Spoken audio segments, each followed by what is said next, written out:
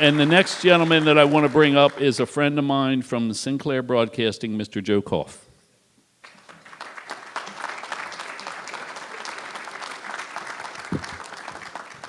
You know, we're standing here, we're sitting here in Magoobies, and I can only imagine what it must be like for a young up-and-coming comic to follow a Jerry Seinfeld, because that's how I feel right now. I mean, it's like, whoa. I mean, you're going to probably all think, too, that we're speaking in one voice, but maybe that's because it's two old guys speaking to people who need to hear what we're going to say.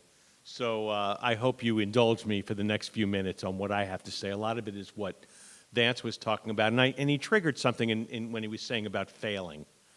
And one of the things that exemplary, extraordinary performers do and have is the knack to fail forward.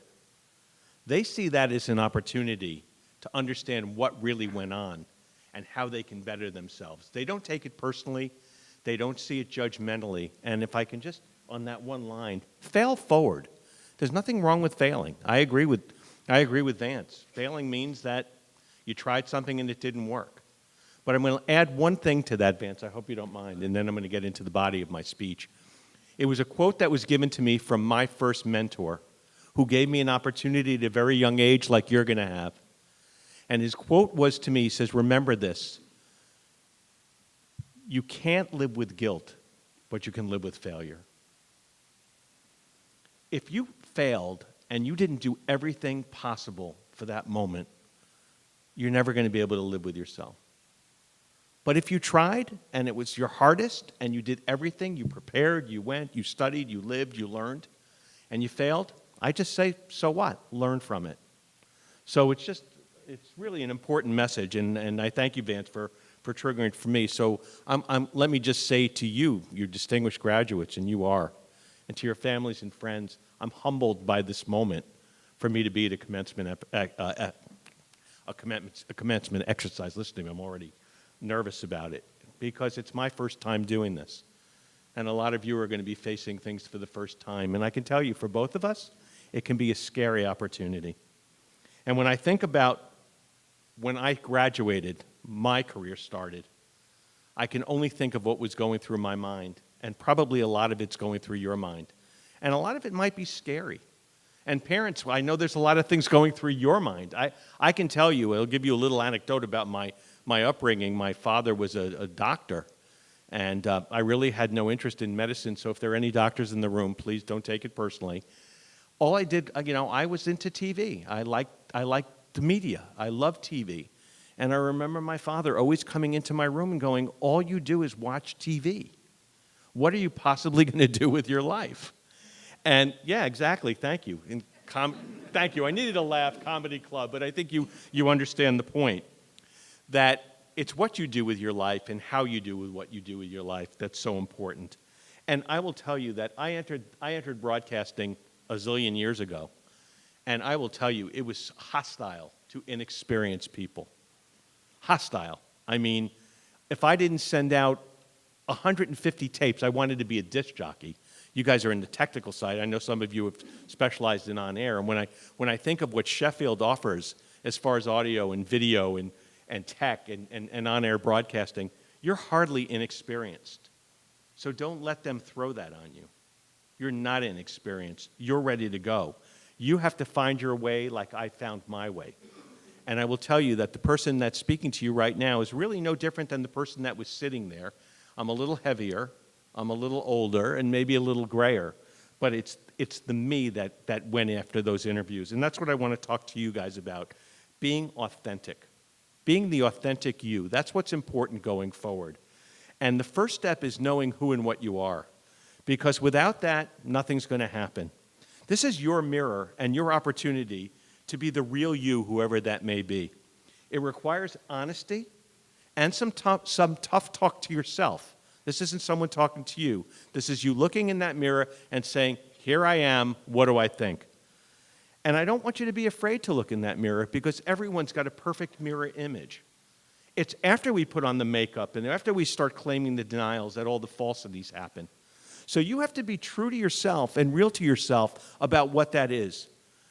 Know what you're really good at. Know what you want to improve upon and work at that. Work at that. Make affirmations. Make it a conscious effort to better yourself, to continually improve, because that's where that success is going to come from. The second is knowing where you're going. And I noticed that there's a lot of gentlemen in the room, and I can tell you, we don't know how to ask for directions. We always know where we're going. And even with GPS, and even when the computer says, don't take this route, we know where we're going. But I can tell you this. Every road that you take, unless you know where you're going, will lead you nowhere. So it's important for you to have that vision for yourself and that goal. Know where you're going. And by the way, I'm not talking about 20 years down the road.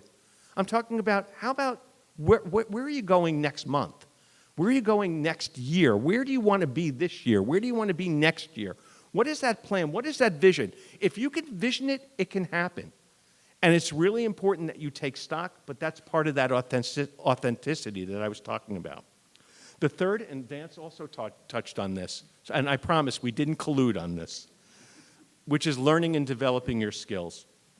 I will tell you, if there's one key that I've found, and I also teach classes, and I always say this, the one key that will constantly make you stronger, better, and keep improving is knowledge and preparation. Anybody hear of Johnny Unitas in this room? I've never been in a Baltimore crowd where that name didn't resonate, especially with the parents. Johnny U said that if you know what you're doing and you're knowledgeable and prepared, you rarely get intercepted. And knowledge and preparation is at our fingertips. We are in a technologically advanced age where you can find anything, especially your generation, you guys, with two thumbs. You can find anything. But I want you to understand there's another resource available in our communities, and they're in all of our communities, and that's the brick building with books in it. It's called a library. And some of you probably haven't been to it in a long time, but as you're looking to prepare and as you're looking to build your knowledge, that's a great resource. And I also want to challenge you to go beyond 140 characters. You need to go deeper than that. Life is not a tweet, and life is not a headline or an alert. And that alert is not to tell you, oh, I should pay attention to this. You need to figure that out. You need to find it and dig deep, because with that knowledge, you're going to have the confidence to present yourself, to present your information. You're going to communicate clearly. I mean, if you're going into an interview and you know that interview is going to last an hour, if you're lucky to even get that much, how much preparation do you think you should put into for that hour? You can answer. This isn't just me speaking. How much? Yeah, I'll tell you what, no less than 1 hour. You should be putting as much time into that interview, time that you have in preparing for that, if not more. Have any of you heard about the 10,000 hours? Okay, this was in a book called, is it Blink? It's one of Malcolm Tipping Point, I think it is. Malcolm Gladwell's a British author. And he was talking about what it takes to become successful. And he talked about the Beatles. Anyone hear about the Beatles? Okay, just want to make sure I'm testing the room. By the way, I am looking up at you. You may not see that, and I may not feel it because of the lights in my face, which I kind of like, I have to tell you. But the Beatles, before they even cut a record, when they were a band, spent 10,000 hours prior to doing anything of any note. So what Vance was talking about is some of you will make it, some of you won't make it, some of you will change careers. That's all fine. But if you don't put in that time, it's not going to instantly happen. Time is the great mitigator for our success. And the more time you can spend doing it, the better it is for our success. I want you all to have a goal and have a dream. It's really, really important. Could be short-term, could be long-term. It goes back to that vision of knowing where you're going. And I want to just give you a series of Bs before I leave and let you get your rewards that you so well earned. Okay? I want you to be curious. I want you to take an interest in the world around you. I want you to take an interest in your colleagues. Vance talked about friends. He's right. They're the influencers in your life, but rather than that, why let them be the influencers? Why don't you set the standard for who you want to be and who you want to hang out with? So you need to be curious and understand that.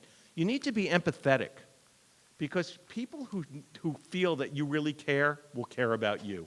And I think that's really, really important. I want you to be nice. Be nice always wins. Nice always wins. Don't listen to all that other stuff.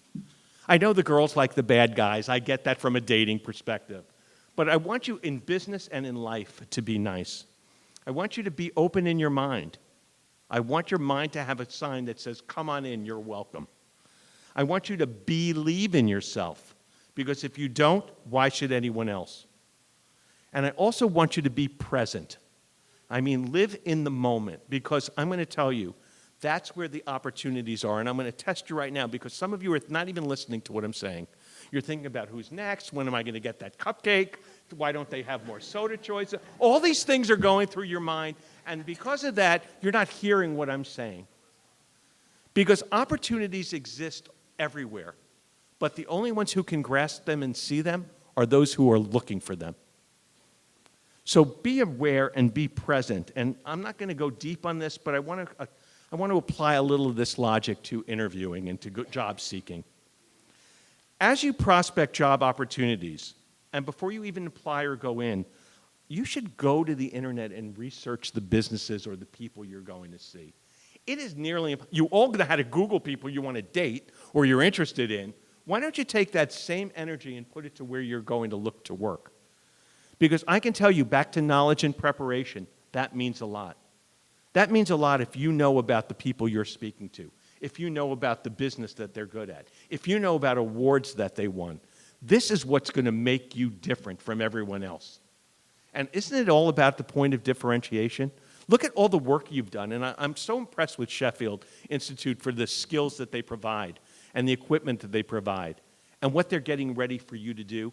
But you're not going to walk in and just get a job. And by the way, I should also say, which I learned today, there's so many of you that are already working. Good for you. I didn't have that opportunity. I'm glad that you do. So when you're in that interview, look around. See what's there. See what's important to the person in their office. Because every office will tell a story of who that person is. It might be pictures of grandchildren. It might be awards that they won. It might just be scenic shots that they took with a camera. That's what you focus on. Your resume should become secondary at that point. Work that into the dialogue, but make the dialogue two-way. You're there to make them say, I want to work with this person. That's how that gets done. So, my last couple, while you're there, like I said, be aware. I know that rhyme's kind of cute. I thought it when I wrote it. And I want you to listen. I want you to listen to what's happening at the time. I want you to listen. I want everybody to count. How many ears do we have? And how many mouths do we have? One. That's the perfect recipe. Listen twice as much as you speak. Because in listening, you're going to learn. You're going to learn really what they want. You're going to learn how to respond to them. And learning is a skill that can be developed. I'm telling you right now, and I'm so proud of you guys as well, and even though I'm meeting you for the first time, the world is yours.